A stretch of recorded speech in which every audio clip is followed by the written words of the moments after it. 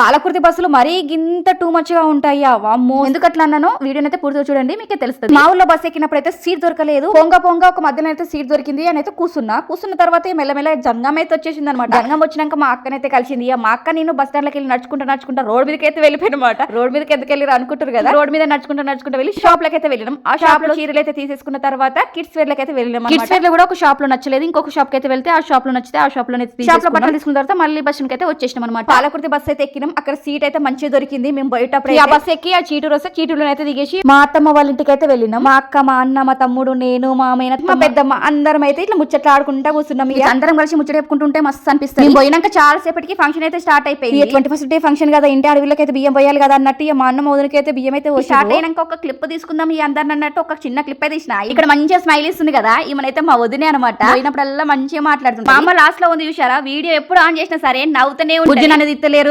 అంటారు, తీత్తనేమో ఇట్లా నవ్వుతా ఉంటారు. మళ్ళీ రిటర్న్ అయితే అప్పుడైతే ఆ పాలకుర్తి బస్ కోసం అయితే మస్తు వెయిట్ చేసిన. బస్ వస్తలేదు కదా, ఆటో కన్నా పోదాం అనుకుంటే ఆటోలు కూడా గంట సేపు అయితే వెయిట్ చేసిన. గంట తర్వాత ఆ బస్ అయితే వచ్చింది. వచ్చిన ఫుల్ టైట్ తోటి వచ్చింది. అసలు కాలు పెట్టే సందు కూడా లేదు. అసలు అట్లా ఎక్కినమో ఎట్లా వచ్చినామో అసలు.